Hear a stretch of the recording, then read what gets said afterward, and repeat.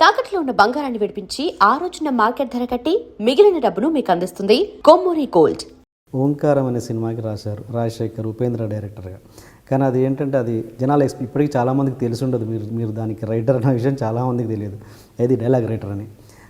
అసలు అలా ఎలా సెలెక్ట్ చేసుకున్నారు మీరు? ఒక యాక్షన్ సినిమాకి ఎల్బి శ్రీరామ్ ఏంటి అనేది ఎవరు అసలు ఆ డైరెక్టర్కి తెలియక తీసుకున్నారా?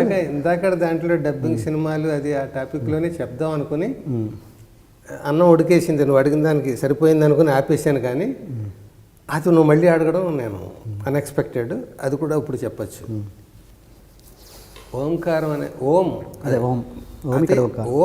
సెన్సేషనల్ హిట్, మామూలు హిట్ కాదు. ఉపేంద్ర ఆ వేషం వేశాడు. ప్రేమ, ఇందులో కూడా ప్రేమే, అందులో కూడా ప్రేమే. కేవీకే మన ఈయన సత్యనారాయణ గారు, కేవీ సత్యనారాయణ గారు ప్రొడ్యూసర్.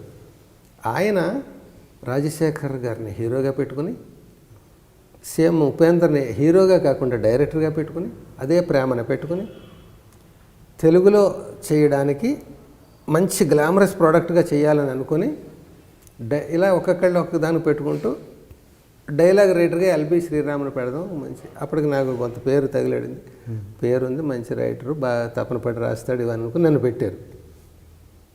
పెట్టాక నేను ముందు నాకు ట్రాన్స్లేషన్ స్క్రిప్ట్ ఇచ్చారు. ఇచ్చిన తర్వాత శాంపుల్గా 4 సీన్లు రాసి ఉన్నానప్పటికీ ఆయన ఓ రోజు పిలిచాడు ఉపేంద్ర గారు. సార్, శ్రీరామ్ గారు ఎలా రాస్తున్నారు, ఎంతవరకు వచ్చింది ఏంటి? సారీ అండి, ఇంకా ఎలా బాగా రాయాలనే తపనతో 4 సీన్లు రాశాను ప్రస్తుతానికి. టైం అప్పుడు 2 రోజులు 3 రోజులు అయిపోయింది. పైగా మీరు అక్కడ పెద్ద సక్సెస్ఫుల్ సినిమా ఇది కదా అంటే ఆయన కూర్చోపెట్టి అన్నాడు, నాకు ముందే చెప్పాలనుకున్నాను, ఇప్పుడు చెప్తున్నా. కేవీ సత్యనారాయణ గారు నాకు డైలాగ్ రైటర్ని ఇవ్వండి అంటే మీ పేరు చెప్పారు, మిమ్మల్ని ఇచ్చారు. మీ గురించి ఎంక్వైరీ చేస్తే మీరు ప్రూవ్డ్ రైటర్ అని, ఒక డిఫరెంట్గా రాస్తారని ఇవన్నీ చెప్పారు, తపన పడి రాస్తారు ఇదని. నేను మిమ్మల్ని కోరేది ఏంటంటే, నాకు మీ టాలెంట్ దయచేసి ఈ సినిమాకి వాడద్దు, తప్పుగా అనుకోకండి. ఎందుకంటే కన్నడంలో అది హిట్ అయిన సినిమా. అది అక్కడ నేను డైరెక్ట్ చేశాను, ఇక్కడ నేనే డైరెక్ట్ చేస్తున్నాను. ఒక డైలాగ్ ఎలా చెప్పాలనేది నాకు ఒక ఫిక్స్డ్ కన్వెక్షన్ ఉంది. ఇక్కడ నా బదులు రాజశేఖర్ గారు చెప్తాడు, ఆయన చేత నేను చెప్పించాలి. పరభాష నాకు కాబట్టి నా మైండ్లో ఉన్న ఏయ్ ఆగక్కడ అని అనుకో, ఆగక్కడనే ఉండాలి నాకు. ఏంటి ఎటు వెళ్తున్నావు, ఆగు కాసేపు అక్కడ అని రాస్తే నేను కన్ఫ్యూజ్ అవ్వడం, లేకపోతే నా ట్రెండ్ కాదు అది. నా భాష అయితే 2 కన్నడే అయితే మేనేజ్ చేస్తాను, కానీ ఇంకో భాషలో నేను రాస్తున్నప్పుడు నాకు డైలాగ్ టు డైలాగే కావాలి. కాబట్టి దయచేసి మీ టాలెంట్ కాకుండా మీ ఇమేజ్నే నాకు వాడండి. మీ టాలెంట్ ఈ సినిమా వరకు నాకు వద్దు. ఇప్పుడు మరి ఏం చేద్దాం? టాలెంట్ వాడకుండా నాది యాజ్ ఇట్ ఈజ్ రావాలంటే ఏం చేయాలంటే, నేను అన్నీ ఇంగ్లీష్లో చెప్తాను, వెంటనే దానికి మీరు తెలుగులో రండి. ఎదురుగా కూర్చుందాం, టేబుల్ మీద చెరో కుర్చీ వేసుకొని. వేరే హోటల్ రూమ్ అది కాదు, ఇక్కడ ఆఫీసులో కూర్చో. లుక్ హియర్, ఇటు చూడు, shut up normal, please think, కొంచెం ఆలోచించు. నేను అనగానే మీకు ఏమో ఇంకా ఆలోచించకండి మీరు. నేను అనగానే మీకు ఏం తడుతుందో మీరు అది రాయండి, మీకు ఉన్న అనుభవంతో. అందులో ఏమొస్తే అది భలే ఉంది కొత్తగా అనేది అనుకున్నాను. 3 సిట్టింగ్స్లో 3 హాఫ్ డేస్ 3 ఫుల్ డేస్ అయిపోయింది మొత్తం స్క్రిప్ట్. అది కూడా ఆడుతూ పాడుతూ, ఆయన ఏదో లంచ్ బ్రేకులు, బ్రేక్ఫాస్ట్ బ్రేకులు, ఇలాగ అన్నీ అవుతూ గ్యాపులతో అలా రాస్తే 3 రోజులు అయిపోయింది స్క్రిప్ట్. లేకపోతే నేను 30 రోజులు రాసేవాడిని. ఇలా మదన పడుతూనే ఉండేవాడిని, చెరుకు పిప్పు తిప్పుతూనే ఉండేవాడిని, అలా ఉండేది. భలే ఉంది ఇలాగ అనుకున్నాను. అలాగే నాకు క్రాంతికుమార్ గారి దగ్గర అరుంధతి సినిమా, సౌందర్య, అందులో నేను ఆయనతో నన్ను బాగా ప్రేమించేవాడు ఆయన. ఆ ఒక్క పాడితే అదిగా ఎక్స్పీరియన్స్ తప్ప.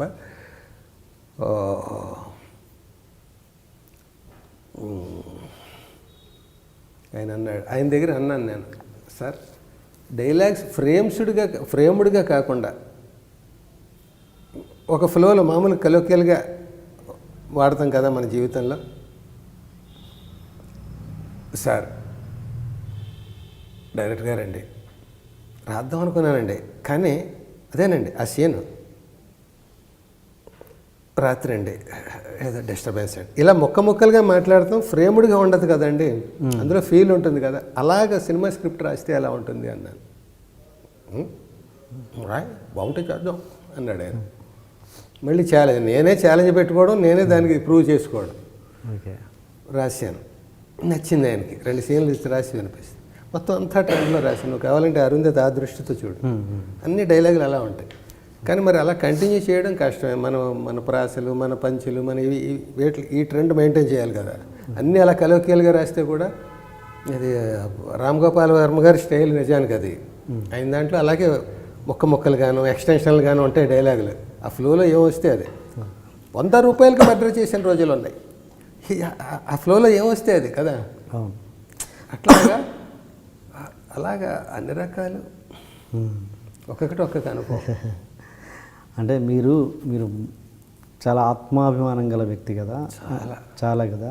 అంటే ఇప్పుడు దురాత్మాభిమానం. మరి ఉపేంద్ర గారు ఆ మాట అన్నప్పుడు, డైలాగ్ యాక్చువల్గా ట్రాన్స్లేషన్ కావాలి నాకు అన్నప్పుడు, మీరు అప్పుడే అనాలి కదా. మామూలుగా మీ క్యారెక్టర్ ప్రకారం అయితే ట్రాన్స్లేటర్ అయితే నేను ఎందుకండి, ఏ అసిస్టెంట్ డైరెక్టర్ని పెడితే చేసుకోవచ్చు కదా అని. చాలా అనాలిసిస్ ఉంది ఆయన దగ్గర. ఏది వదలవు కదా, నువ్వు చెప్పేసాడు బాగానే చెప్పాడు అని ముందుకెళ్ళవు కదా, మొత్తం కూలంకషంగా నిజంగా అనాలి. కానీ నాకంటే ఛాలెంజెస్కి నేను ఇష్టపడతానయ్యా. ఇలా రాయి అన్నాడు, పోనీ అలా ఎందుకు రాయకూడదు, బాగానే ఉంటుంది. నేను ఇలా కలోకియల్గా మాట్లాడతానని అరుంధతిలో అన్న నేను, ఇతను నాకు ఎలా కావాలో అలా రాయండి. అది ట్రాన్స్లేషన్ అయినా నీ ఇష్టం వచ్చినట్టు రాయమంటున్నాడు కదా. ఓకే, అండర్స్టాండ్ కింద నించో అని రాయమంటలేదు కదా. అర్థమైందా? అండర్స్టాండ్కి మీనింగ్ ఏంటి? అండర్స్టాండ్ కింద నించో కాదు, అండర్స్టాండ్ అంటే అర్థమైందా. అండర్స్టాండ్కి నువ్వేం రాస్తావు అదే రాయి. ఓకే, కింద నించో అని రాయమని బౌండరీస్ ఇవ్వలేదు ఆయన.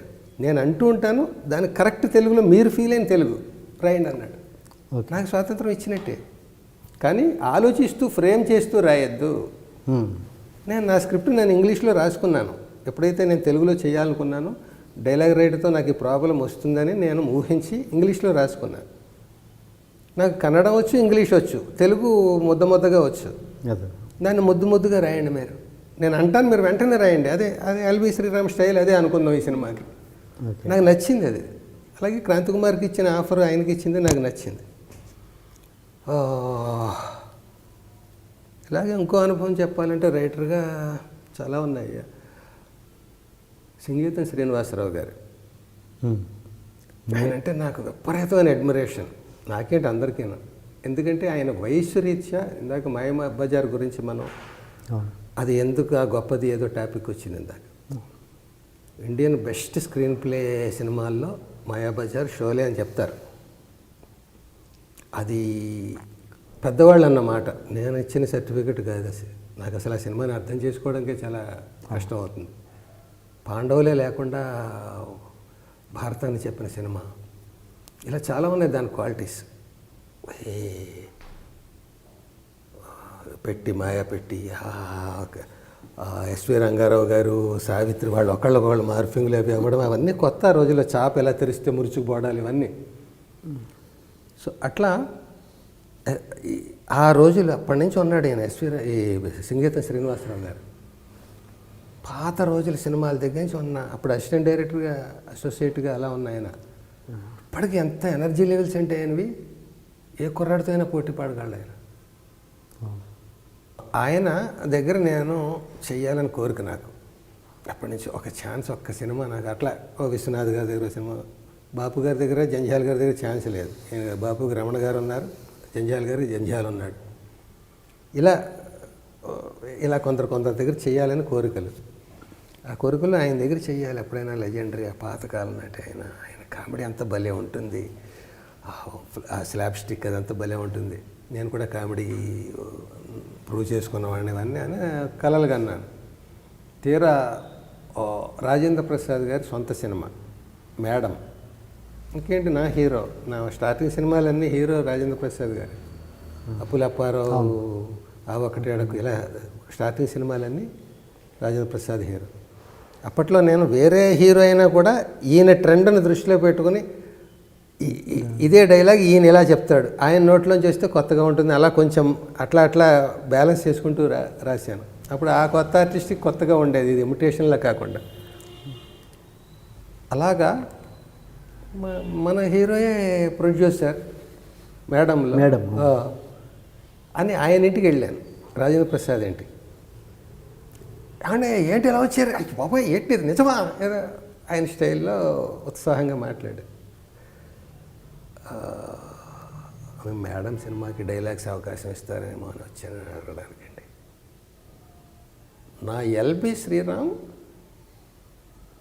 ఛాన్స్ కోసం ఇంటికి వచ్చి ప్రొడ్యూసర్ని అడగడమా, insult, you are writing, you are my writer అన్నాడు ఆయన. ఇంకా మనకి కాదండి